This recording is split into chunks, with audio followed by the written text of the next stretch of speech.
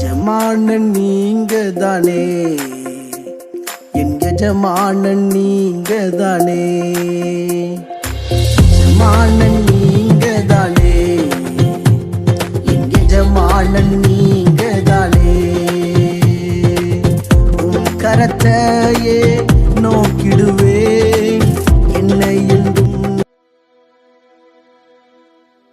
ஆண்டவராகிய இயேசு கிறிஸ்துவின் நாமத்தினாலே உங்கள் யாவருக்கும் 2186வது காலை மன்னா செய்தி மூலமாக உங்களை சந்திப்பதில் மிக்க மகிழ்ச்சி அடைகிறேன். தேவனாகிய கர்த்தர் இந்த இரவு முழுதும் பாதுகாத்து அற்புதமாய் ஒரு புதிய நாளை தந்திருக்கிறார். அவருக்கே மகிமை உண்டாகட்டும். உங்கள் காரியமெல்லாம் ஜெபத்தோடு தேவ திட்டத்தின்படி செய்யப்பட கடவதாக என்று சொல்லி வாழ்த்துகிறேன், ஜெபிக்கிறேன். இந்த காலை மன்னா ஊழியங்களுக்காக ஜெபித்துக் கொள்ளுங்கள். நீங்கள் சொல்கிற சாட்சி இன்னும் அநேகருக்கு ஆசீர்வாதமாக இருக்கட்டும். தேவனுக்கே மகிமை உண்டாகட்டும். இந்த நாளிலும் இந்த காலை மன்னா ஆதாரத்துக்காக எடுத்துக்கொண்ட வேத வசனம் அப்போஸ்தலர் நடபடிகள் 22ஆம் அதிகாரம் 3வது வசனம். நான் யூதன், சிசிலியா நாட்டில் உள்ள தர்சு பட்டணத்திலே பிறந்து இந்த நகரத்திலே கமாலியன் பாதத்தருகே வளர்ந்து முன்னோர்களுடைய வேத பிரமாணத்தின்படியே திட்டமாய் போதிக்கப்பட்டு இன்றைய தினம் நீங்கள் எல்லாரும் தேவனை குறித்து வைராக்கியம் உள்ளவர்களாய் இருக்கிறது போல நானும் வைராக்கியம் உள்ளவனாய் இருந்தேன். எனக்கு பிரியமான கர்த்தருடைய பிள்ளைகளே, அன்பார்ந்த தேவ ஊழியர்களே, அருமையான நண்பர்களே, அதாவது தேவனுடைய பாதத்தில் அமர்ந்து கற்றுக்கொள்ள வேண்டும். ஒவ்வொருவருமே நம்மை நடத்தக்கூடிய, அதாவது தன்னை நடத்தின அந்த போதகத்திலிருந்து தேவனுடைய வார்த்தைகளை, அவங்களுடைய அனுபவங்களை கற்றுக்கொள்ள வேண்டும்.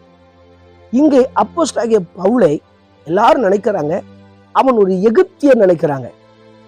அவன் எகிப்தியன் அல்ல. அவன் சொல்லுகிறான் நான் யூதன் அப்படிங்கிறார். நான் இந்த தர்சு பட்டணத்துல தான் பிறந்தேன், நான் தர்சு பட்டணத்துல தான் வளர்ந்தேன். எருசலேம் இருக்கிற பிரதான ஆசாரியன் கமாலியன் பாதத்தில் அமர்ந்து திட்டமாய் மோசேயினுடைய ஆகமத்தை, வேத பிரமாணத்தை நான் கற்றுக்கொண்டேன் என்று சொல்கிறார்.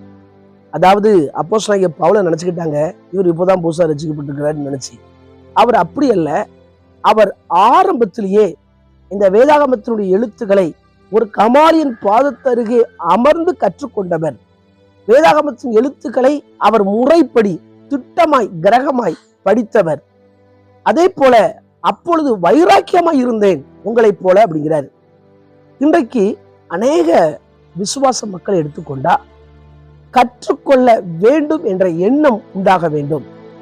சிலருக்கு எப்படின்னா கொஞ்சம் பாட்டு பாட தெரிஞ்சுட்டு, கொஞ்சம் செய்தி கொடுக்க தெரிஞ்சுட்டு, கொஞ்சம் கர்த்தர் பயன்படுத்துறாருன்னா தன்னை நடத்தக்கூடிய போதகத்தை அமர்ந்து கற்றுக்கொள்ள மாட்டார்கள்.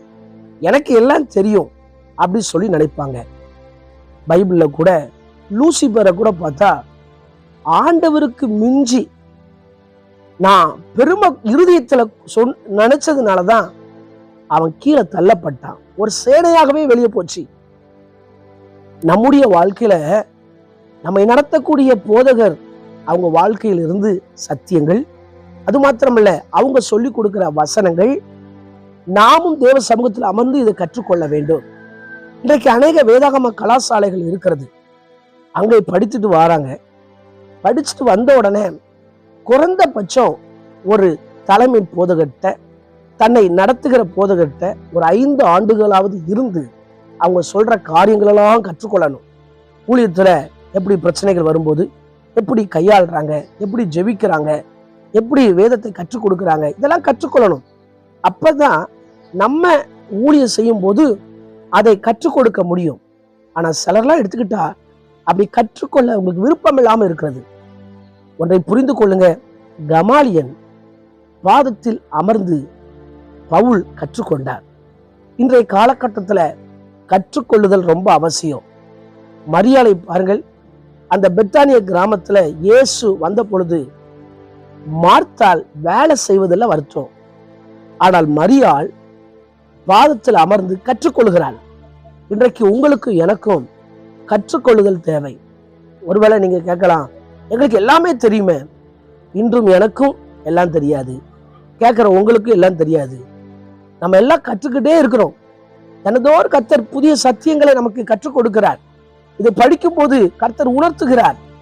அது மாத்திரமல்ல, உங்களுக்கு எனக்கும் கற்றுக்கொள்ள வேண்டுமே என்ற எண்ணம் ஒவ்வொரு நாளும் பெருகட்டும். அப்போஸ்தலனாகிய பவுல் கற்றது போல நாமும் கற்றுக்கொள்வோம்.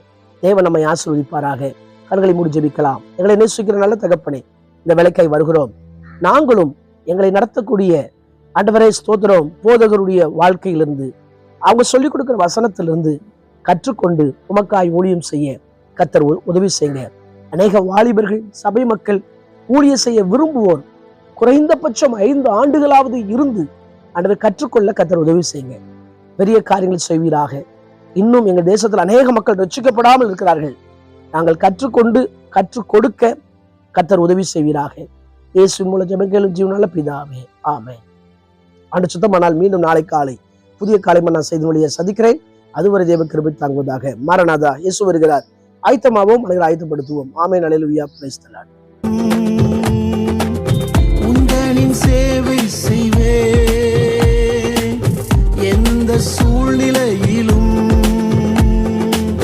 என் ஜீவன் பிரியும் வரை உண்மையாய் ஓடிடுவே.